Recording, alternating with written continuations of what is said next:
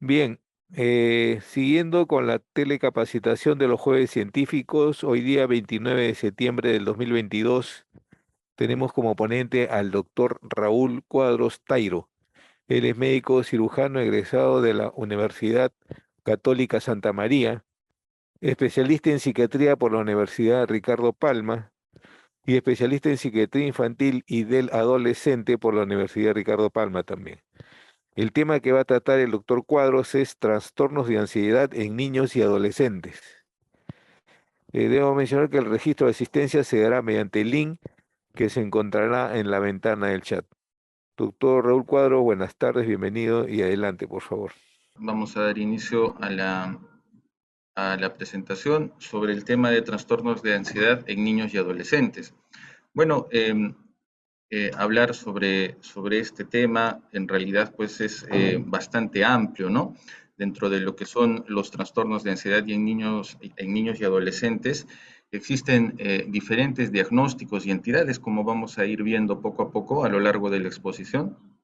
Y bueno, hablar de cada uno de los detalles, como por ejemplo la neurobiología, el tratamiento, de por sí, pues son capítulos bastante amplios en el estudio de la salud mental, ¿no?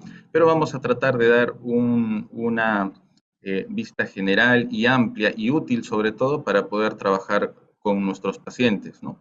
Así que vamos a dar inicio. Eh, Bueno, primero que nada, saber qué es la ansiedad, ¿no?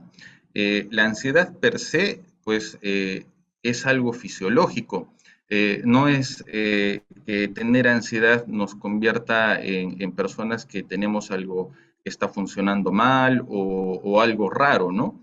De hecho, la ansiedad es algo que todas las personas tenemos en algún momento de la vida, y tiene su origen en algo que es muy básico, ¿no? Que es el miedo.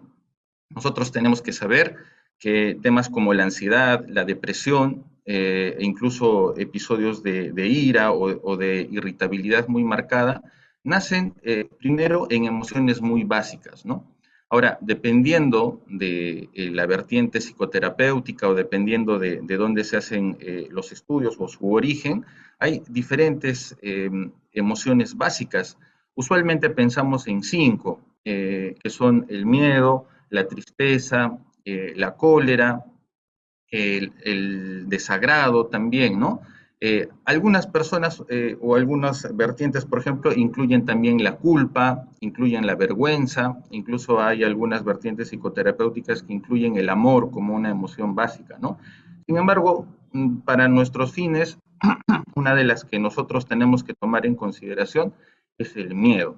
Entonces, la ansiedad en esencia es miedo, una emoción muy básica en la cual nosotros no tenemos una participación del todo consciente, ¿ya? Y ahora les explico cómo funciona eso.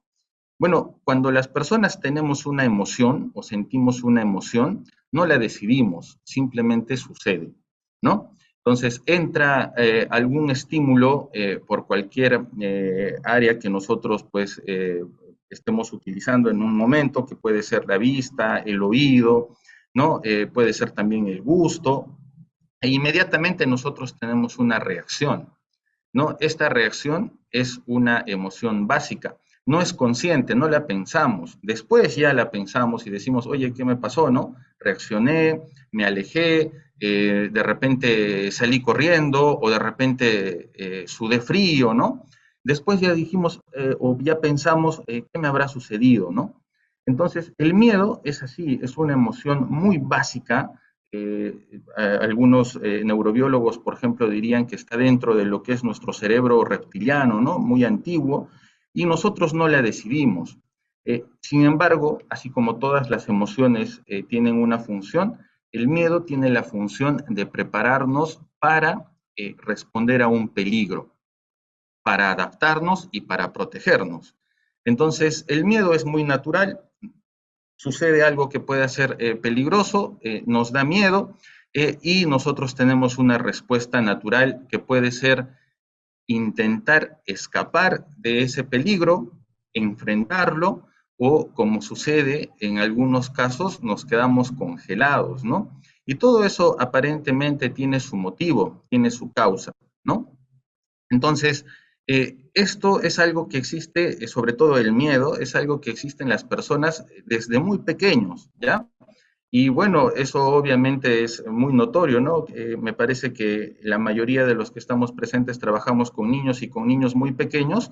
Creo que una de las primeras emociones y una de las primeras funciones que tenemos las personas es respecto a salud mental es el miedo, ¿no? Basta poner pues un ruido intenso, un bebito pequeño se asusta, ¿no? Y lo registra.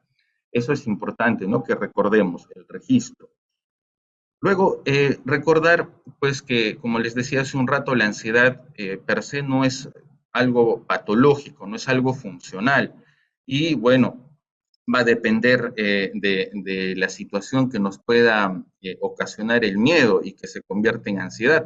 Para graficarlo en algo muy sencillo, es pues cuando nosotros éramos todavía una especie en aparente desarrollo, y estábamos aumentando nuestra complejidad y defendiéndonos contra el entorno, ¿no? Entonces, lo más básico era pues el animal o de repente algún desastre natural que nos generaba una sensación de riesgo, ¿no? Como podemos ver en la foto, lo más básico era pues el animal peligroso y la persona que tenía que escapar o quedarse pues quieta para que el animal no lo vea, ¿no? Esa era la respuesta típica al peligro, ¿no? Sentir miedo y una respuesta rápida. Pero esta persona, para que pueda realizar esta respuesta rápida, necesita toda una serie de fenómenos que tienen que suceder tanto en el sistema nervioso como en el sistema endocrino, ¿no?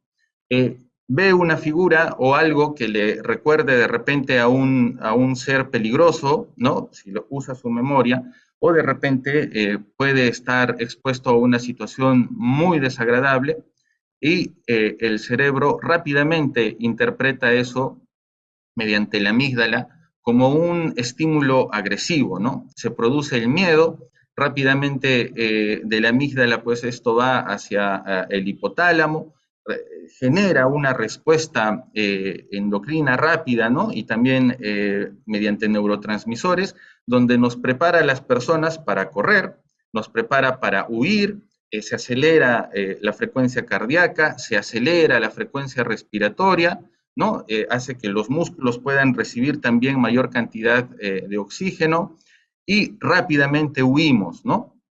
Pero ¿qué pasa a veces con este miedo?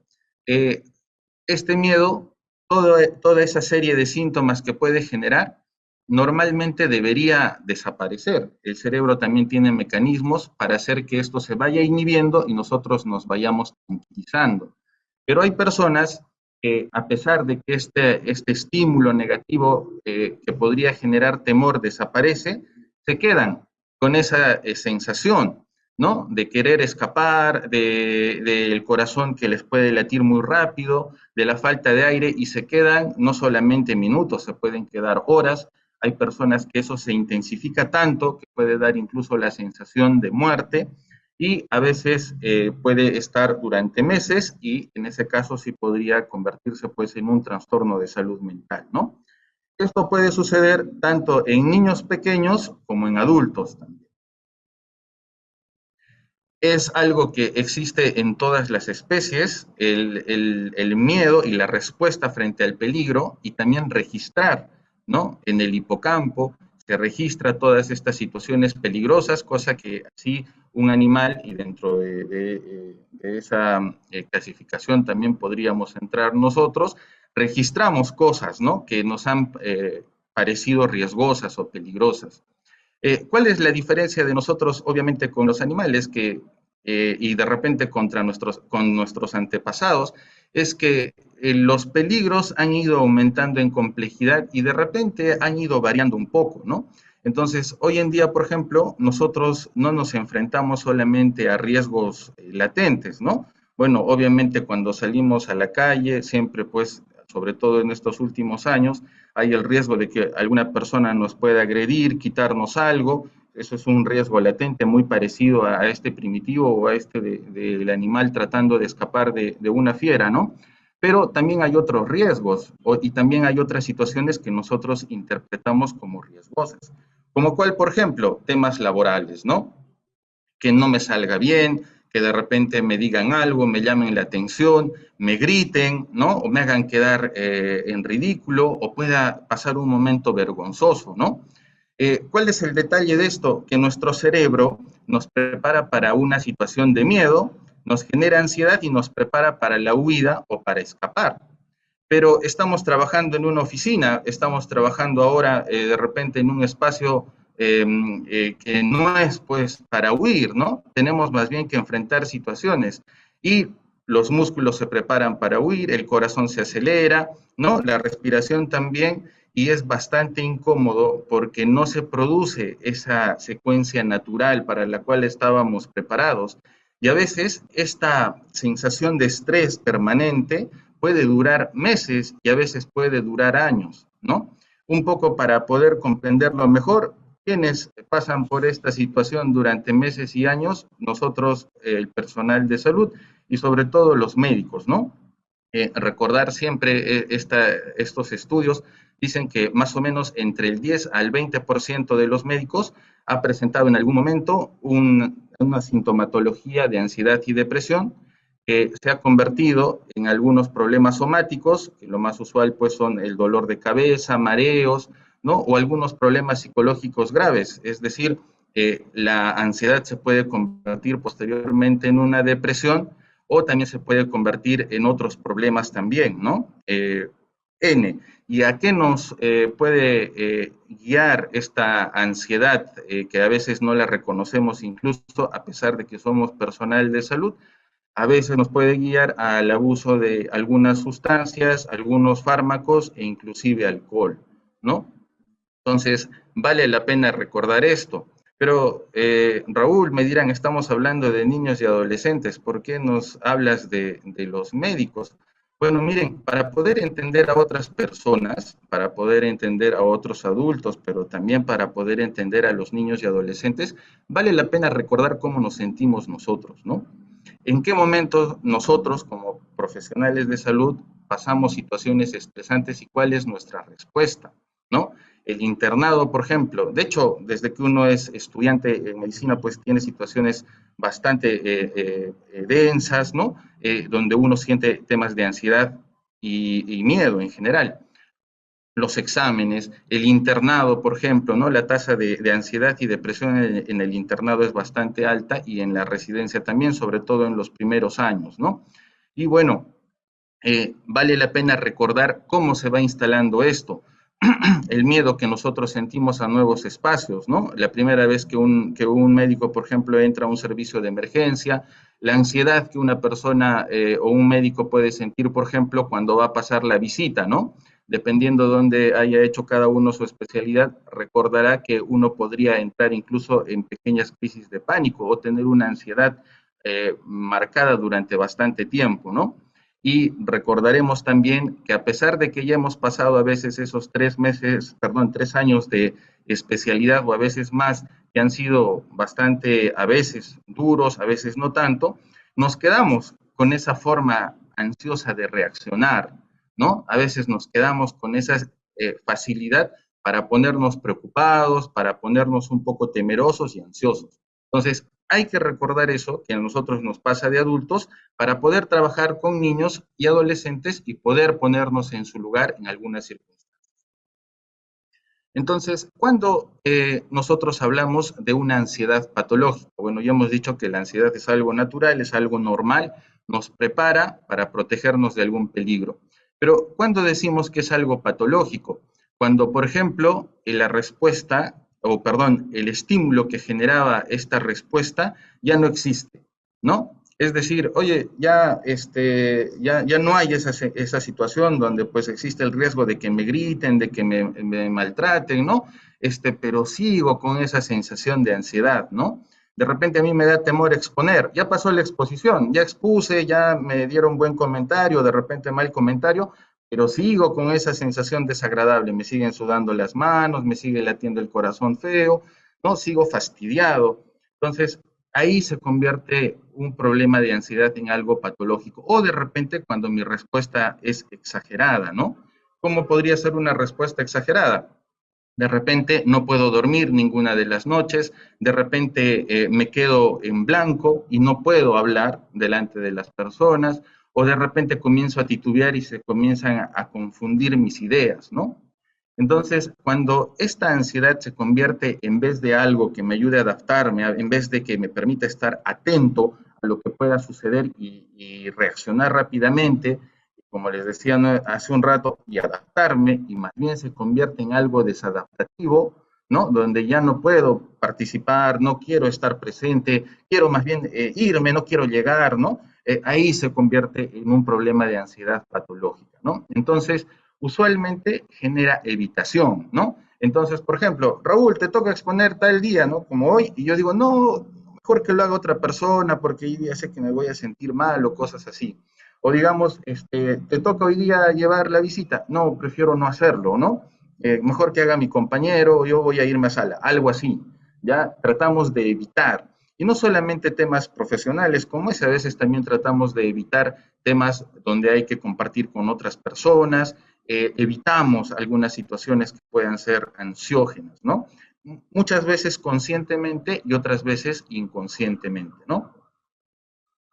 Entonces, volviendo a los niños y adolescentes, hay que recordar cuando una ansiedad o miedo es normal, porque es parte, como decíamos ya hace un rato, del desarrollo normal de una persona cuando es niño y adolescente, pero hay situaciones donde se convierte en algo patológico. Entonces, primero hay que conocer lo normal, ¿no?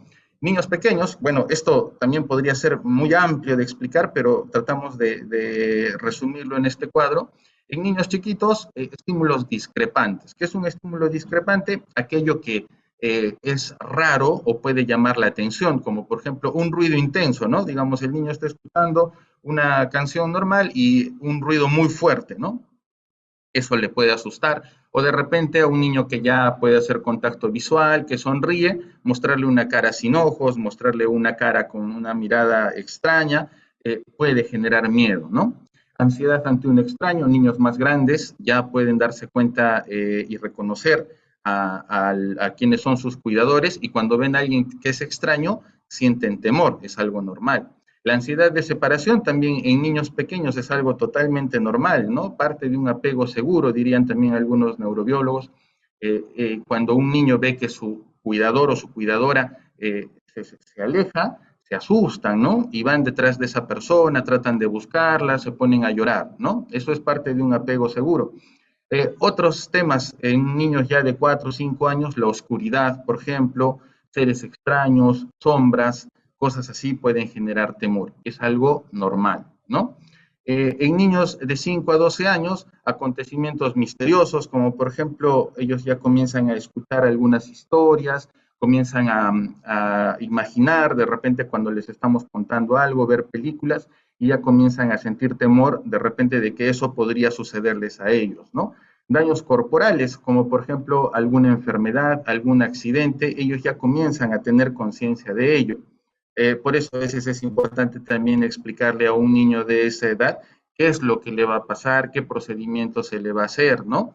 Recordar también que si a veces nosotros se lo decimos al papá delante del niño de 6 años o 7 años, y nosotros decimos, bueno, no, él es chiquito, no entiende nada, sí entiende, ¿no? Y eso puede generarle ansiedad. De hecho, muchas veces hemos ido a atender interconsultas por temas de ansiedad y el origen fue que el niño escuchó la explicación que el médico le dio al papá o a la mamá, ¿no? Y el niño lo escuchó y entró en un tema de ansiedad porque sí puede él o ella puede darse cuenta de los riesgos que eso implica.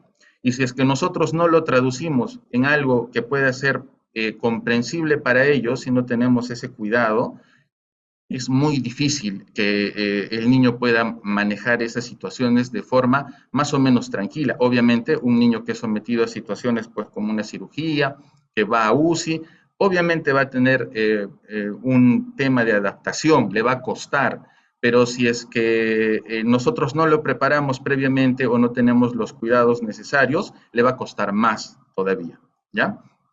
Entonces vale la pena recordar eso también. Los niños a esta edad también pueden tener temor al rechazo parental y a los rendimientos. Eso quiere decir la aprobación o desaprobación de los padres, ¿no? Recordemos cuando teníamos esa edad, que papá te diga muy bien hecho o mal, que qué terrible que lo hiciste, nos generaba miedo, ¿no? Y muchas veces nuestra conducta se movía respecto a eso, ¿no? La relación con los iguales, obviamente también ser aceptado por el grupo es importante a esa edad, pero mucho más importante en la adolescencia. Si bien es cierto, entre los 5 y los 12 años, que los amiguitos te acepten es importante, que nuestros pares nos acepten en la adolescencia es sumamente importante. Puede generar cuadros de temor y de ansiedad muy marcada en las personas. De hecho, es una de las primeras causas de consulta que nosotros tenemos en salud mental en adolescentes, ¿no? La hipocondriasis es muy común también en los adolescentes que a veces ya con un grado de entendimiento mejor comienzan a leer, tienen acceso a información, ahora con las redes sociales y el internet es mucho más fácil y comienzan a leer cosas pues que les pueda generar a ellos de repente la sensación de que podrían estar pasando por algún tema de salud en general y a veces salud mental también. Eh, Recordemos, cuando nosotros hemos sido estudiantes de medicina, es bastante común también que el estudiante de medicina lea diferentes enfermedades y comience, ¿no?, a relacionar y decir, oye, de repente yo sufro de eso sin que necesariamente sea así. A muchos nos ha pasado. Y bueno, el temor a la muerte es algo que en la adolescencia es diferente a un niño de 5 a 12 años, ¿no? Y también vale la pena recordar eso y cómo se explica también, ¿no? Entonces, ¿qué hacer para superar la ansiedad, ¿no?, en un niño o en un adolescente que esté atravesando esto de manera natural o fisiológica, ¿no? ¿Cómo le podemos ayudar a un niño que no tiene un diagnóstico de un trastorno de ansiedad, sino es una ansiedad normal, ¿no?, típica de un niño que está siendo hospitalizado, que va a ser operado, o de un niño que está yendo al colegio recién, o que se está adaptando a una situación nueva, ¿no? La desensibilización es una posibilidad. Cuando el niño, por ejemplo, tiene temor a algo específico, hay que ayudarle, ¿no? Y no solamente a los niños, sino también a un adulto que tenga un temor o una ansiedad específica hacia alguna situación, ¿no? Desensibilización significa que vamos sometiendo a una persona al estímulo que genera el temor, poco a poco, cada vez un tiempo más prolongado, ¿no? De eso seguramente ustedes también han escuchado bastantes ejemplos, ¿no? Para trabajar con niños y adolescentes.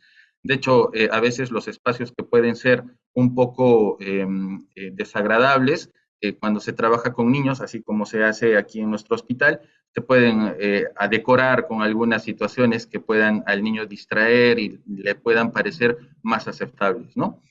Padres tranquilos, eso también es muy importante. Muchas veces en la consulta o la interconsulta que nosotros tenemos en piso es porque el papá o la mamá están reaccionando de una forma muy irritable o muy ansiosa, por ejemplo. Entonces, si yo tengo un papá ansioso, así como vamos a ver más adelante, muy probablemente mi respuesta sea parecida, ¿no?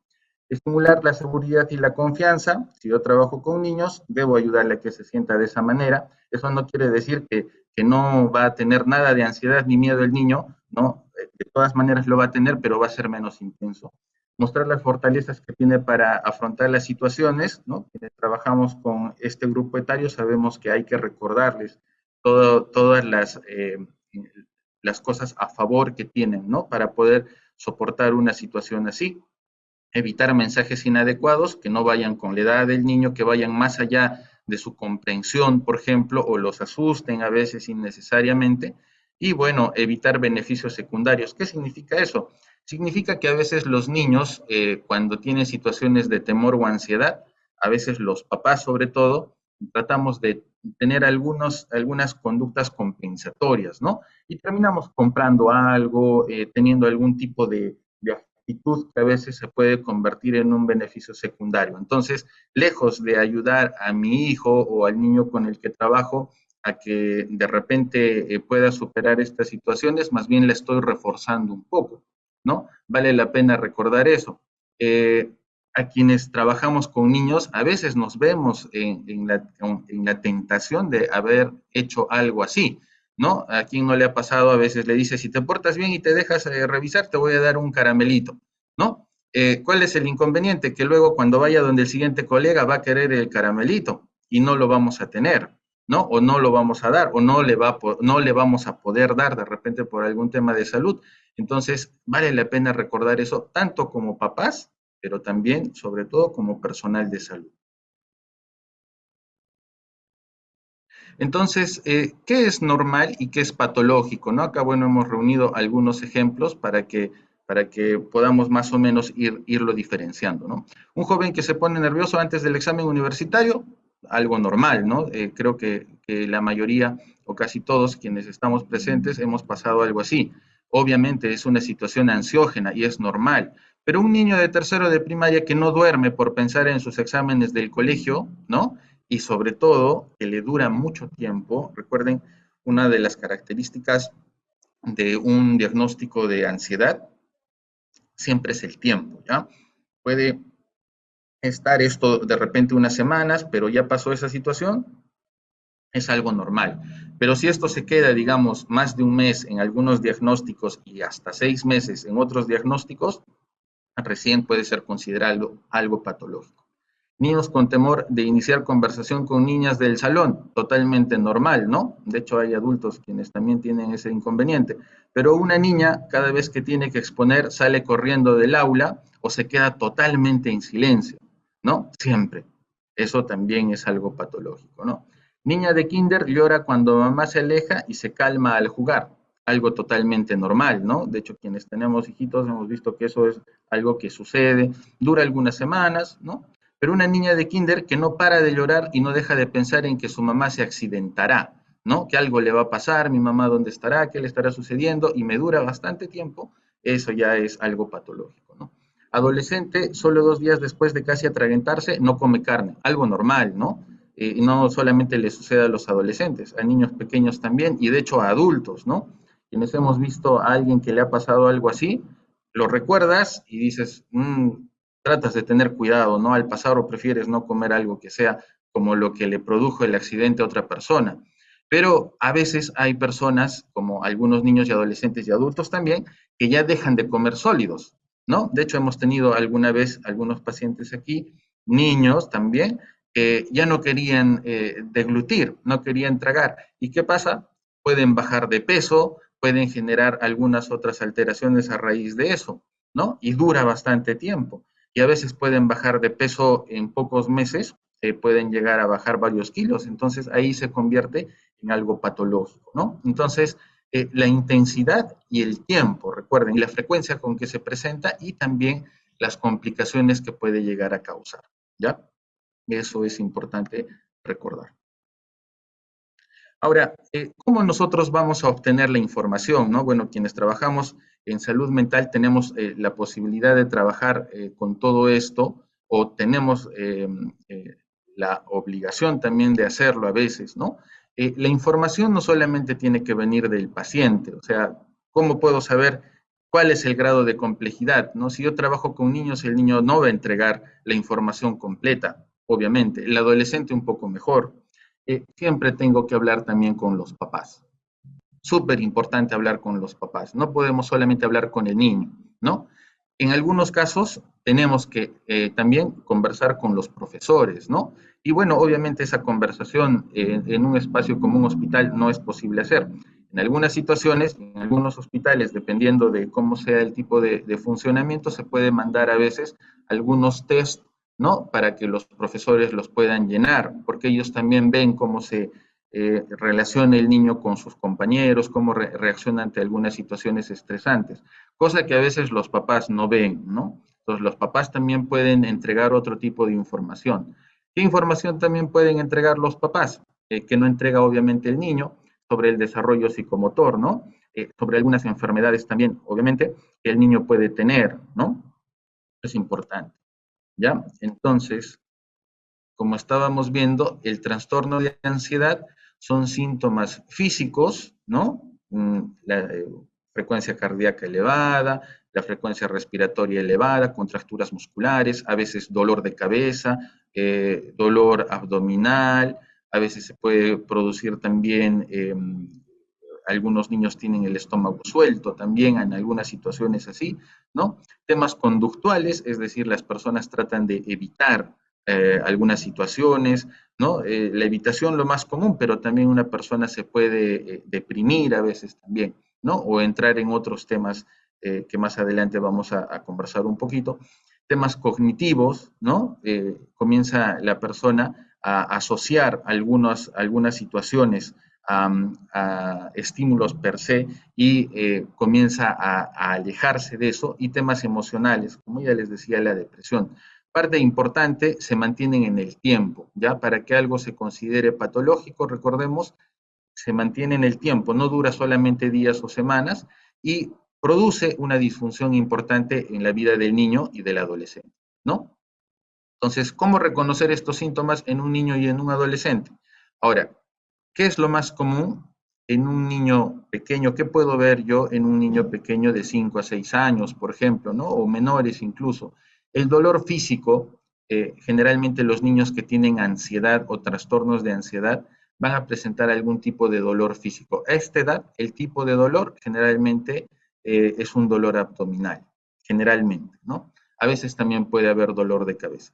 Llanto inmotivado, los niños a veces cuando han tenido una situación estresante o traumática pueden presentar también enuresis, ¿no? Es decir, era un niño que ya dejó de usar pañales hace tiempo, ya tiene 5 o 6 años, pero está comenzando a mojar la cama, ¿no? Algo ha pasado definitivamente. La enuresis suele ser un signo o síntoma de que algo traumático ha podido suceder en la vida del niño, ¿no? Los temores, ¿no? Específicos a algunas cosas también, la inquietud también puede ser parte de, y la irritabilidad, ¿no? Recordar en los niños pequeñitos, sobre todo los menores de 6 años, ellos cuando tienen algún tema de salud mental, sobre todo temas como la depresión y la ansiedad, no reaccionan como un adolescente ni como un adulto, ¿ya? Lo más usual es que se ponen irritables, ¿no? Es decir, están incómodos, fastidiados, pelean con sus compañeros, ¿no? Y a veces esos son síntomas de depresión en un niño, pero también pueden ser síntomas de un tema de ansiedad, ¿no? Eh, en un niño más grande, ¿no? De 6 a 12 años, preocupación por situaciones cotidianas, ¿no? Se preocupa demasiado, como ya dijimos hace un rato, más de lo normal y por un tiempo muy prolongado.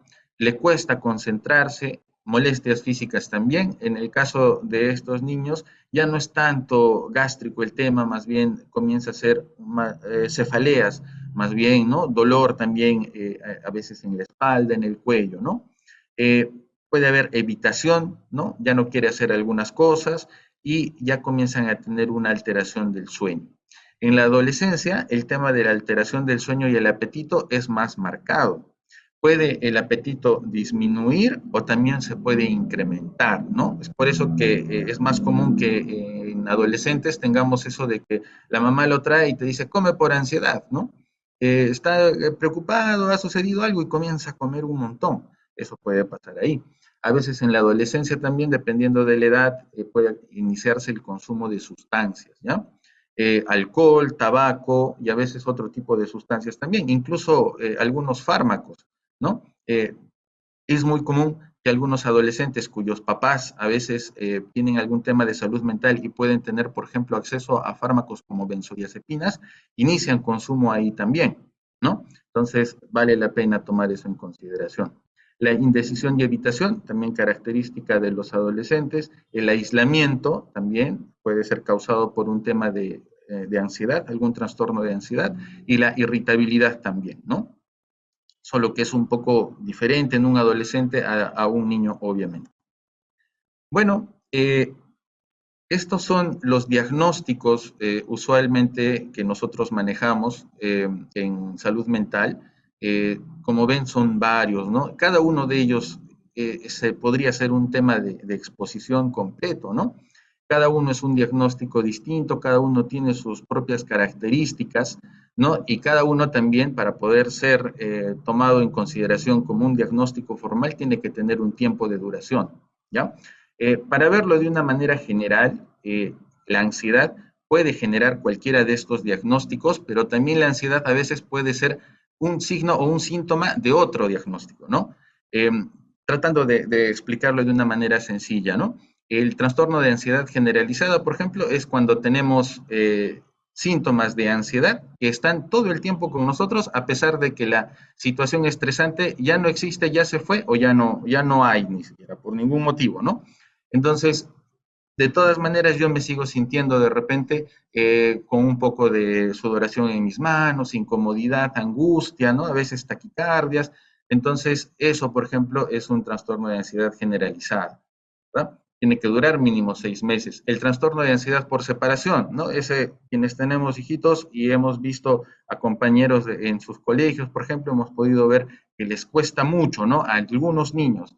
Y eso también es muy característico. El trastorno de pánico es eso que puede suceder en adolescentes con más frecuencia y también en adultos, sobre todo en adultos. De hecho, típico paciente pues que llega a la emergencia pensando que está teniendo un paro cardíaco, ¿no? Se le hace todos sus exámenes y es un tema de ansiedad, ¿no? El mutismo selectivo es más típico en niños pequeñitos, ¿no? En niños que, por ejemplo, en su casa son totalmente normales, pero los llevan al colegio y no hablan con nadie, ¿no? Incluso son pues ese típico niño que le llegan a poner incluso apodos, ¿no?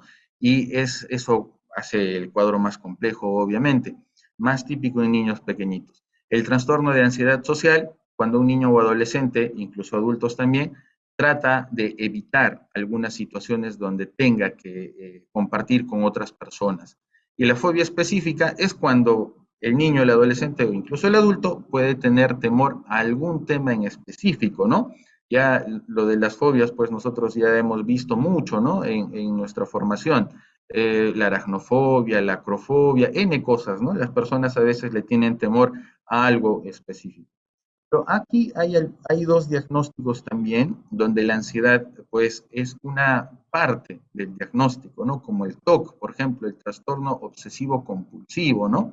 La ansiedad es una parte del diagnóstico, ¿no? Ahí hay otras características como los pensamientos obsesivos y las compulsiones. Los pensamientos obsesivos son situaciones donde las personas interpretamos que algo podría suceder, entonces nos mantiene en una sensación de angustia y nos pone en un miedo constante, ¿no? Entonces se produce una ansiedad. El trastorno de estrés postraumático es obviamente cuando una persona pues ha sufrido alguna situación traumática muy intensa, tan intensa que a veces cuando la recuerdo comienza un cuadro de ansiedad. A veces estoy durmiendo y me sueño con eso, comienza un cuadro de ansiedad. A veces veo una persona parecida a quien de repente me agredió cuando yo era niño o adolescente, comienza un cuadro de ansiedad igualito o muy parecido a que si me estuviera sucediendo nuevamente, ¿no? Eso es importante recordar también. Característica del trastorno de estrés postraumático es esa, ¿no? Que mi reacción de ansiedad es como si estuviera viviendo el momento nuevamente. Sobre la epidemiología. Bueno, esto es algo interesante, ¿no? Es uno de los diagnósticos más frecuentes en niños y adolescentes. Ya, si estuviéramos en un hospital de salud mental, veríamos que es el diagnóstico más frecuente, ya gana de lejos a otros diagnósticos de salud mental en niños y adolescentes. Acá en nuestro hospital, el trastorno de adaptación, que me parece que es el diagnóstico más frecuente. Y obviamente, pues son cuadros de ansiedad transitorios, debido pues a que muchas veces los niños al dejar su casa y a veces al estar solos también, presentan situaciones de ansiedad, que como ya hemos visto, son pues cuadros de irritabilidad, a veces les cuesta dormir, temas de conducta también, pero que duran un tiempo. A veces entra su mamá y ya se fue todo, ¿no? Se tranquiliza, ¿no? O a veces salen de alta y ya está, todo arreglado, ¿no? Muy pocos son los casos que mantienen ese tema de ansiedad y ya se podría convertir en un trastorno, ¿no? Es la forma más temprana de psicopatología. Como habíamos visto, el miedo es algo que nosotros tenemos desde muy pequeñitos. Y bueno, aparentemente, y eso les digo porque eso pues es simplemente estadística, es más frecuente en mujeres, ¿no? En niños, por ejemplo, 2-1, en adolescentes 3-1. Ahora, esto particularmente no se sabe, pues, si es que las mujeres sean o sea, tengan mayor tendencia a la ansiedad por ser mujeres o porque hayan algunas situaciones culturales o sociales que así lo generen. ¿Ya? Eso es algo importante, por ejemplo, recordar. Ahora, la pandemia ha cambiado bastante este panorama, porque si antes, imagínense, según la estadística era 1 de cada 10 niños tenía algún tema de trastornos de ansiedad, el tema de la pandemia, según UNICEF, lo ha convertido en 2 a 3 niños de cada 10, ¿no? Obviamente, los más afectados, ¿no?, en temas de salud mental durante la pandemia han sido los niños y adolescentes, porque si bien es cierto, los adultos todavía hemos conservado algunas actividades de repente a distancia, quienes trabajamos en salud hemos seguido yendo al hospital, ¿no? Han tratado de seguir manteniendo algunas actividades, muchos niños y adolescentes se han quedado totalmente aislados, ¿no? Entonces, quedarte aislado es un factor de ansiedad muy marcado. No solamente quedarte aislado, sino algunas otras situaciones que eso ha traído. El miedo a ser contagiado, papás cuando se contagian, el temor a perder a los papás, el retorno a clases, por ejemplo, cuando los niños 2 años han dejado de ir al colegio, para un adulto es bastante tiempo, pero para un niño ha dejado de ser niño y se ha convertido en un adolescente en muchos casos. Y retornar a una clase y ver otra vez a sus compañeros, ver al profesor, no estar detrás de una computadora, ha sido bastante ansiógeno. De hecho, han aumentado en esos meses la consulta de salud mental para niños y adolescentes por temas así. Ujú. Y bueno, esta estadística también, ¿no? Justamente por la pandemia, el 25% de niños y adolescentes en el servicio de psiquiatría infantil de un hospital general, que fue el Almenara, fue por temas de ansiedad, ¿no? Una cantidad bastante grande. Ahora, hablar sobre factores de riesgo. Los factores de riesgo o qué produce un cuadro de trastorno de ansiedad en un niño, adolescente y en un adulto, siempre va a tener estas tres aristas, ¿ya? Las características individuales con que viene una persona, todos venimos con un temperamento diferente, ¿no? Eh, Cada persona, incluso con sus hermanos, es muy diferente, algunos tienen una tendencia mayor a la ansiedad, pero también dentro de lo individual, como nosotros sabemos acá, están temas de salud física también, ¿no? Por ejemplo, un niño con un tema cardiológico, un niño con un tema hematológico, por ejemplo, va a tener ciertas características individuales que lo hacen, pues, sea mucho más fácil que se instale un trastorno de ansiedad. Pero también están los temas familiares. ¿Qué quiere decir eso? ¿Cómo nos han criado a todas las personas? ¿No? ¿Cómo han sido nuestros papás? O de repente, ¿cómo ha sido la persona que nos ha cuidado, criado, que puede ser un abuelo, un tío, a veces un hermano también? ¿Cómo manejaban ellos el tema de la ansiedad para ellos mismos? ¿No? ¿Cómo solucionaban situaciones estresantes? ¿Cómo nos trataban a nosotros? De repente eran un poco violentos o de repente muy permisivos, ¿no? O cómo eran nuestros hermanos, cómo nos trataban también, qué número de hermanos soy, también tiene mucho que ver en cómo uno maneja ciertas situaciones, ¿no?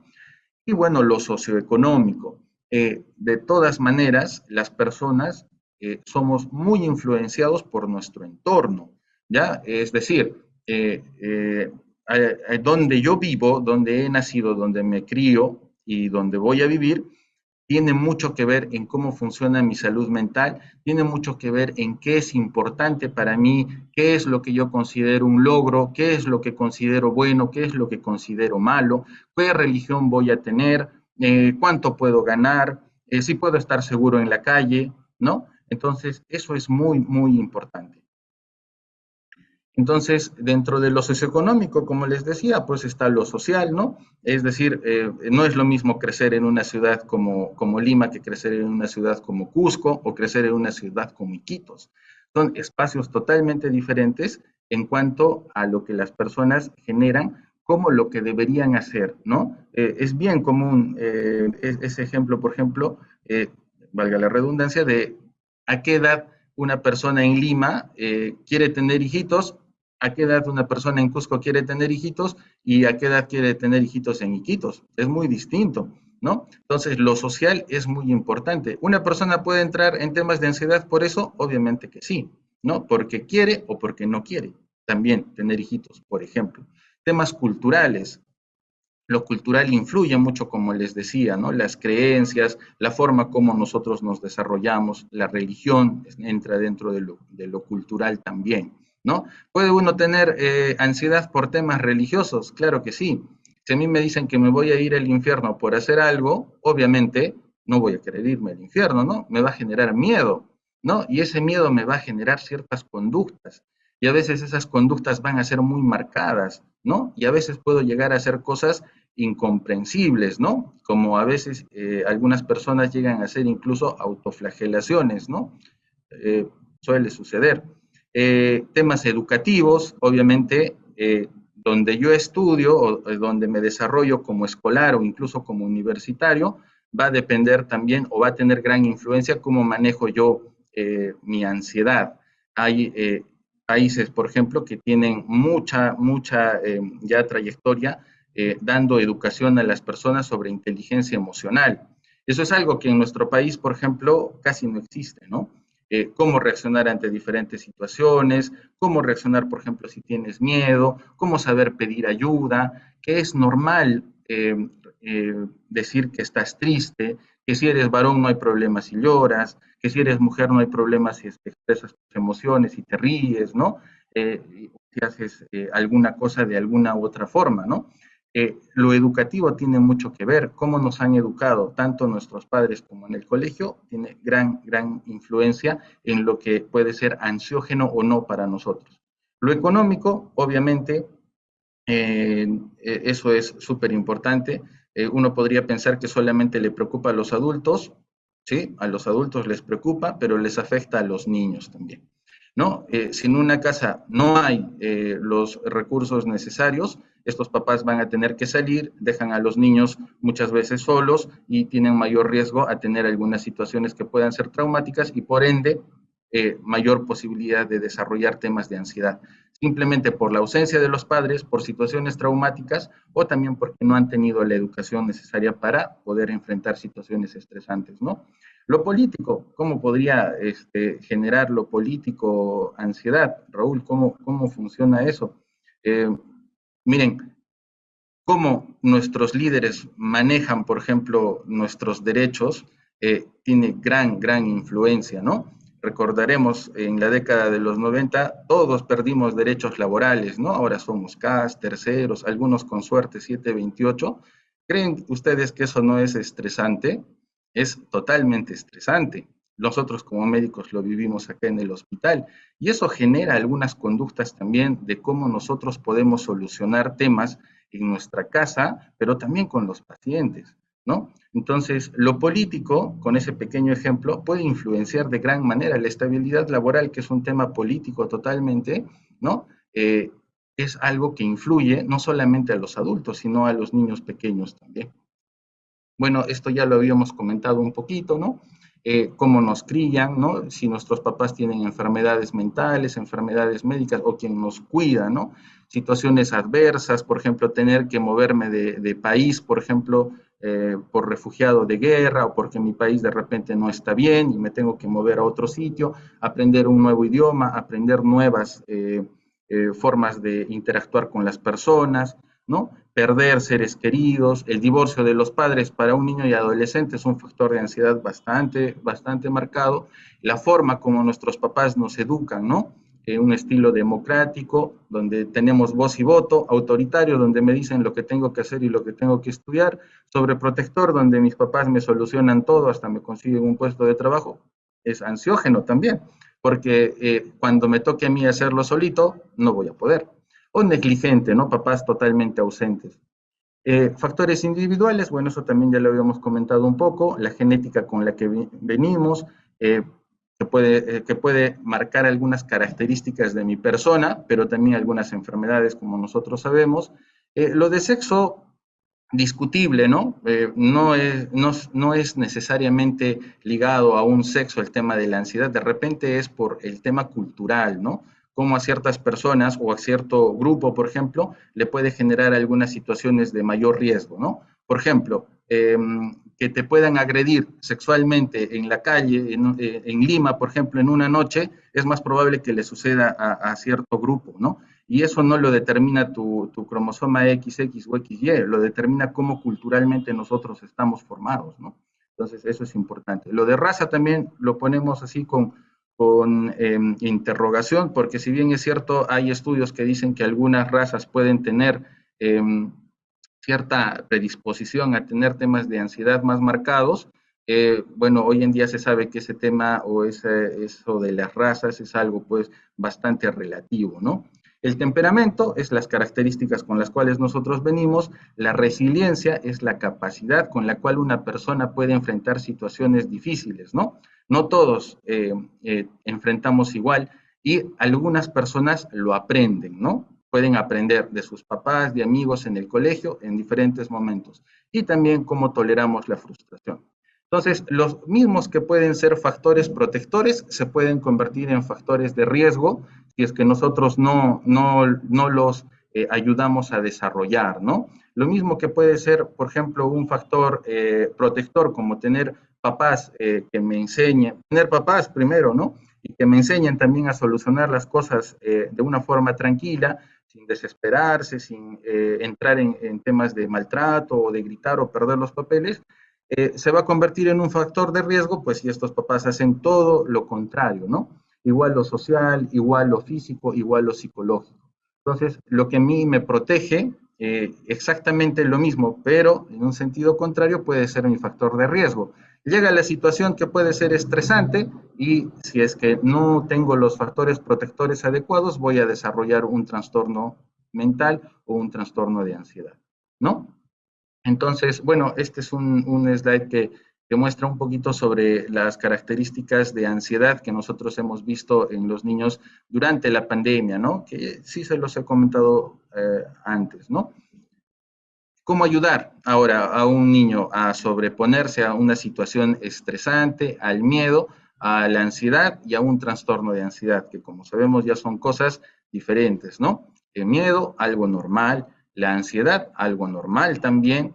Si es que está cuando ya el estímulo no existe y dura bastante tiempo, ya se convierte en un trastorno de ansiedad. Eso ya lo hemos dicho, vale la pena recalcarlo para recordar, ¿ya? Conocer a los niños y adolescentes que tenemos a nuestro cargo es súper importante para ayudarlos. Para poder ayudar a un niño, tengo que conocerlo, ¿no? Bueno, esto es bastante general. De hecho, por aras del tiempo, lo voy a pasar rápidamente, pero cuando nosotros trabajamos con niños y adolescentes, hay que tener cuidado en la información que reciben, hay que mantener la calma nosotros, tanto como padres como personal de salud, recordar que ellos nos están mirando todo el tiempo y a veces algún comentario nuestro puede generar ansiedad en un niño pequeño, ¿no?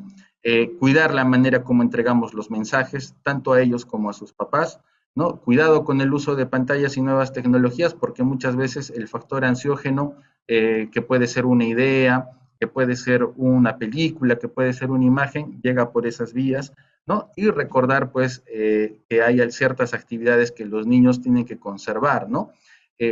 ¿Por qué recordar eso? Porque a veces acá en el hospital, como ustedes han visto, lo más fácil y lo más sencillo es que los papás les den el teléfono, ¿no? O un teléfono, y el papá está con su teléfono y el niño con su teléfono y no interactúan, ¿no? Pero recordar que pueden jugar, pueden tener algunas actividades recreativas donde el niño puede interactuar y no estar prendido todo el tiempo de un celular, ¿no? En un adolescente, eso también cambia un poquitito, hay que averiguar mucho sobre los intereses de los adolescentes para poder enganchar con ellos. Recuerden que si es que estamos desfasados respecto a lo que a ellos les interesa, les gusta o no respetamos, ¿no? Sus intereses o gustos, puede ser una situación también que no les ayuda a manejar un poco de estrés o de repente algo que les genere miedo o la ansiedad, ¿no? Rutinas saludables, socializar con sus pares para los adolescentes es súper importante. Eso de darles espacio, que es un concepto muy occidental, pero aparentemente en los adolescentes es algo que les sirve mucho, ¿no? A veces hay que darles cierto espacio para tomar algunas decisiones, darles un tiempo para que piensen. Ajá. Entonces, esas son las características que nosotros tenemos que recordar. Cuando hablamos con un niño y adolescente, nunca debemos minimizar sus síntomas, ¿no? Nunca decirle, eso no es nada, ¿no? Eso nunca es buena idea, ni como padre, ni como terapeuta, ni como personal de salud en general. A veces tendemos a hacer eso un poquito y decimos, ay, lo que estás pasando es normal, yo ya lo he pasado, todos lo pasan. No, no es nada, ¿no? Estás dramatizando. Recordar que cuando nosotros teníamos esa edad no era algo sencillo. Parecía que el mundo se iba a terminar, así que nunca hay que minimizar los síntomas, ¿ya? Hay que respetarlos. Eso incluso en un adulto, ¿no? No sé si ustedes recordarán, pero hay amigos que te cuentan algo y uno a veces tiene esa respuesta, ¿no? Eso no es nada, ¿no? Ya va a pasar. Eso a una persona no le agrada, no le hace sentir bien, más bien le genera hasta más ansiedad. La escucha empática de lo que siente, ¿no? Eso es importante. Cuando nosotros hablamos con un niño o adolescente y te cuenta algo que le está generando temor, miedo o ansiedad, y yo no lo estoy escuchando, mirándole a los ojos, estoy haciendo otra cosa, estoy con mi teléfono, es complejo que él sienta, o él o ella sienta mejoría, ¿ya? O que nos cuente todo lo que está viviendo. Obviamente hay situaciones en salud donde no se puede tomar uno el tiempo, ¿no? Como por ejemplo espacios de emergencia o donde hay que solucionar rápido. Obviamente ahí no te vas a tomar el tiempo de hacer una escucha empática, pero hay otros espacios donde sí es posible, ¿no? Demostrar cómo nosotros manejamos la ansiedad, sobre todo cuando somos padres, ¿no? O cuando tenemos algún niño o adolescente a nuestro cargo. Como nosotros manejamos la situación ansiógena, ellos van a aprender también a solucionarla. Pero también cuando somos, por ejemplo, terapeutas o somos personal de salud, los niños también nos están mirando, cómo reaccionamos, cómo nos frustramos, ¿no? Eso es importante recordarlo, sobre todo los adolescentes. Reconocer el esfuerzo del niño o del adolescente, o incluso también de los adultos, cuando hacen algo, cuando saben pedir ayuda, cuando dicen o comunican algo que les está generando temor, hay que valorar ese esfuerzo, la valentía, ¿no? Realizar preguntas abiertas también les ayuda, sobre todo a los adolescentes, ¿no? Para que ellos puedan expresar qué es lo que están sintiendo, no cerrar tanto, ¿no? Por ejemplo, yo le podría preguntar a un adolescente, a ver, ¿qué te genera miedo?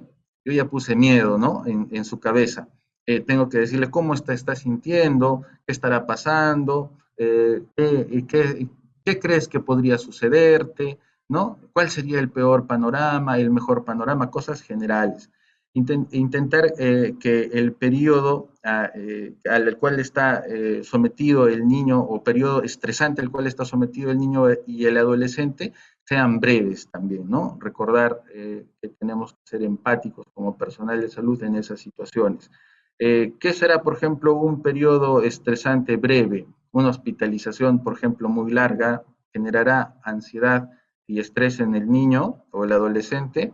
Claro que sí, ¿no? También en el papá, ¿no? Entonces tenemos un papá y un niño estresados, si es que la hospitalización es muy prolongada, ¿no? Claro, eso no siempre está en nuestro poder manejarlo, pero vale la pena recordar que si tengo pues un niño que está más de un mes hospitalizado, obviamente va a estar más estresado, igual su familiar. En cuanto al tratamiento, el tratamiento responde también a una triada, ¿no? La psicoterapia individual. De todas maneras, para trabajar con un niño y adolescente, la psicoterapia es la piedra angular, es lo más básico, ¿ya? No los psicofármacos. Los psicofármacos, si nosotros pusiéramos en porcentaje, es mucho menor que la terapia, que la psicoterapia, ¿ya? Vale la pena recordar que lo único que va a cambiar la forma de pensar de una persona es la psicoterapia. Un fármaco le va a dar estabilidad, tranquilidad temporalmente, pero lo que una persona va a hacer conciencia, lo que una persona se va a dar cuenta, ese cambio de actitud de cómo enfrenta los problemas, lo va a lograr mediante la psicoterapia. En general, ese es el trabajo, por ejemplo, con un adulto, ¿no?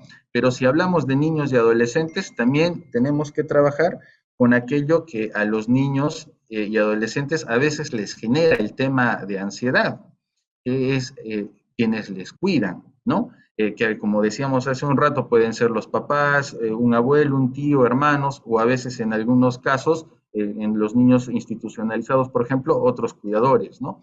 Entonces, en menores y a veces en adultos jóvenes, cómo funciona la familia, es súper importante darle una mirada y trabajar también con los papás, ¿no? El tipo de psicoterapia que se trabaje con un niño, por ejemplo, o adolescente, puede ser de diferentes vertientes, dependiendo del tipo de trastorno de ansiedad que tenga, ¿no? Si el niño, por ejemplo, tiene un tema específico, una fobia específica o ansiedad social o mutismo, la terapia cognitivo-conductual ayuda bastante bien, ¿no? Porque va a ser una exposición lenta a esas situaciones. Puede haber también entrenamiento de habilidades sociales, si es que es una fobia social específica. La terapia psicodinámica, que en los adolescentes ayuda y en los adultos también, porque uno puede hablar diferentes situaciones que le generan temor y a veces uno se hace consciente recién de que le genera temor. A veces uno mismo ni lo sabe, pero está con un tema de ansiedad y no le es fácil reconocer que le da miedo. Y bueno, también hay otras vertientes como la terapia dialéctica conductual, que dentro de todas las vertientes es una de las más recientes, que utiliza algunas técnicas también, tanto cognitivas como físicas, para poder controlar temas de ansiedad, como la respiración, la meditación y algunas otras técnicas, ¿no? Entonces, dependiendo del trastorno de ansiedad que tenga una persona, la psicoterapia también puede ser de diferentes tipos. La psicoterapia familiar, como les comentaba hace un rato, usualmente en un niño y adolescente es el entorno quien genera este tema de ansiedad. A veces también puede ser el entorno que lo agrava, ¿no? Si es que no lo ha sido quien lo ha originado. Entonces, uno tiene que trabajar con la familia para poder darles algunas estrategias sobre el estilo de crianza. A veces los papás tienen diferentes estilos de crianza o a veces quienes estén a cargo del niño, ¿no? Por ejemplo, la mamá lo cuida o lo cría de una manera con unas reglas, una forma de ser, la abuela lo cría totalmente diferente, ¿no? Cada uno tiene sus propias reglas y los niños pueden generar a veces temor a una sanción que pueda tener uno de los cuidadores y puede generar un cuadro de ansiedad, a veces temas de conducta también, ¿no? Entonces, las reglas y las sanciones tienen que ser las mismas, ¿no? En la familia. Ahora, los papás también tienen que aprender a manejar sus temas de ansiedad y sus temas de pareja y sus temas familiares por su lado, ¿no? Si yo tengo una mamá, por ejemplo, que es muy ansiosa y ella no recibe su terapia, o tengo un papá, por ejemplo, que es muy ansioso, que maneja las cosas con mucha desesperación, ¿no? Y él no recibe su propia terapia, va a ser muy difícil que le enseñe al niño a hacerlo, ¿no? Entonces, la terapia familiar va en ese sentido, ¿ya? En modificar el entorno más próximo al niño. Y bueno, lo último que nosotros siempre en salud mental, sobre todo de niños y adolescentes, lo dejamos para el final, son los psicofármacos, ¿no? Tratamos de no utilizarlos en niños y adolescentes, lo utilizamos preferiblemente en casos que sean de ansiedad moderada grave, ¿no? Y bueno, son pocos los fármacos que se pueden utilizar en un niño y adolescente. Los que usualmente y tenemos en el hospital son la sertralina y la fluoxetina. Fluvoxamina, por ejemplo, no tenemos, ¿no? Pero sertralina y fluoxetina sí se puede utilizar, ¿no? Se pueden utilizar otros fármacos también en algunas situaciones. Benzodiazepinas, por ejemplo, que es lo primero que le viene a la cabeza a un médico cuando se habla de ansiedad, es algo que nosotros tratamos de no utilizar por periodos prolongados, por ejemplo, y en general tratamos de postergar su uso hasta que sea muy necesario, ¿no? Por un motivo específico, los niños y adolescentes a veces tienen mayor posibilidad de hacer adicción a estos fármacos, ¿no? A veces, en ciertos diagnósticos o por procedimientos o por estar de repente en un espacio como UCI, sí se puede utilizar, ¿no? Pero son situaciones bastante puntuales y especiales. Retirar ese fármaco también tiene su manera, ¿no? Es un trabajo que se hace en bastante tiempo y a veces reemplazándolo con otro fármaco, ¿no? ¿Hay otros fármacos que también se puedan utilizar en algunas situaciones? Sí, claro que sí. Por ejemplo, la risperidona en gotas, que tenemos acá en el hospital también, para situaciones muy específicas y temporales, ¿no? Entonces, bueno, estimados asistentes, eso ha sido todo lo que les traje el día de hoy sobre ansiedad, una vista general, como les decía, y bueno, ahora estamos abiertos hacia las consultas preguntas y algún comentario también que quieran hacer. Muy buenas tardes, doctor Cuadros. Sí, tenemos una pregunta que nos dice, ¿cuánta ansiedad es normal en los niños?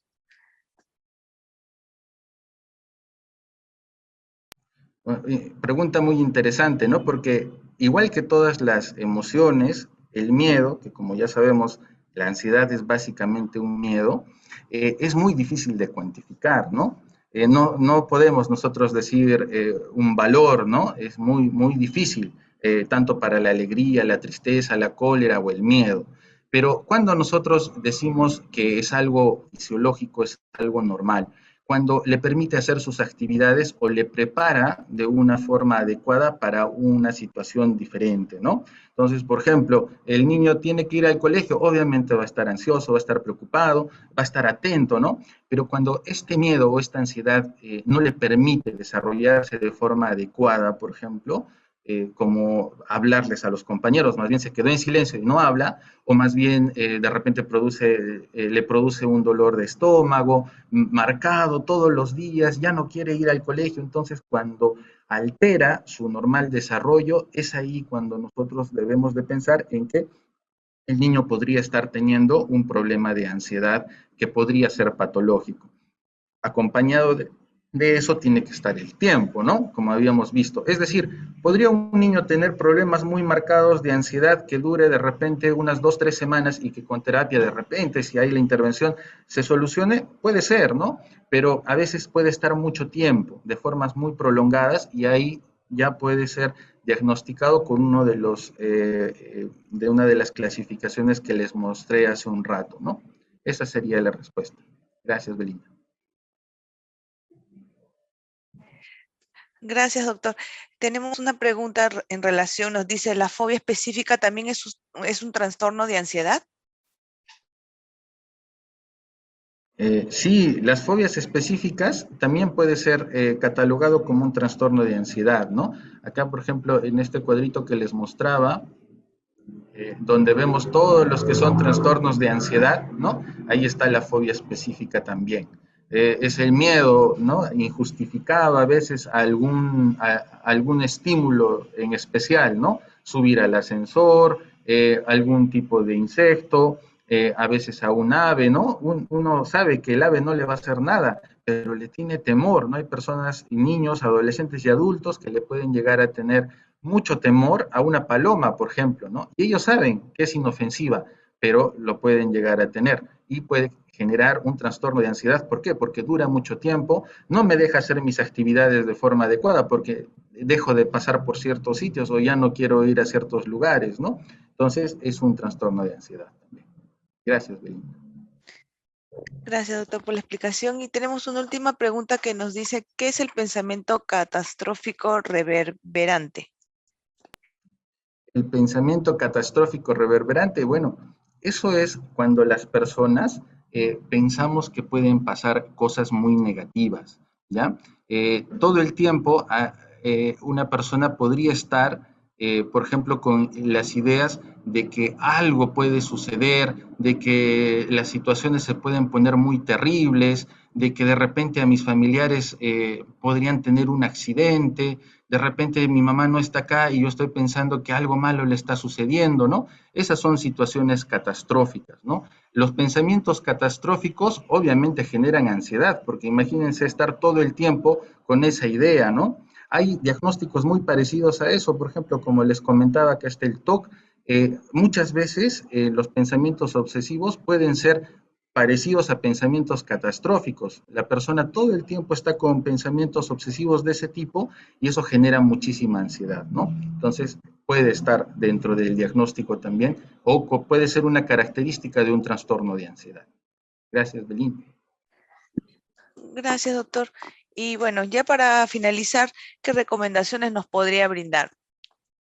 Bueno, la recomendación más que nada, como ya les comenté varias veces, es que si nosotros queremos ayudar a otra persona respecto a un tema de salud mental, vale la pena que nosotros nos informemos.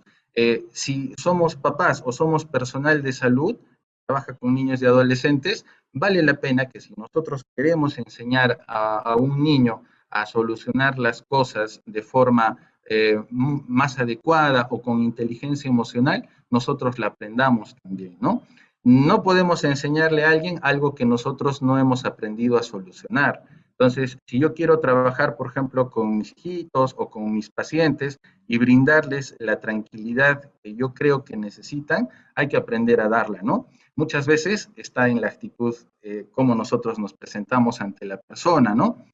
La mirada, el tono de voz, ¿no? Todos esos pequeños detalles son muy importantes cuando nosotros trabajamos con personas, pero sobre todo son muy importantes cuando nosotros trabajamos con niños y adolescentes. Así que vale la pena que nosotros hagamos ese trabajo de nuestro lado, que no solamente va a ser útil para nuestros pacientes, va a ser muy útil para nosotros como personas también. Eso sería, Belinda. Bueno, doctor Raúl Cuadros, la subunidad de docencia agradece su gentil participación como ponente el día de hoy con este interesante tema y además por haber compartido su experiencia profesional con todos nosotros. Además, también agradecemos a los participantes y los esperamos la próxima semana con otro tema de Jueves Científico. Muy buenas tardes.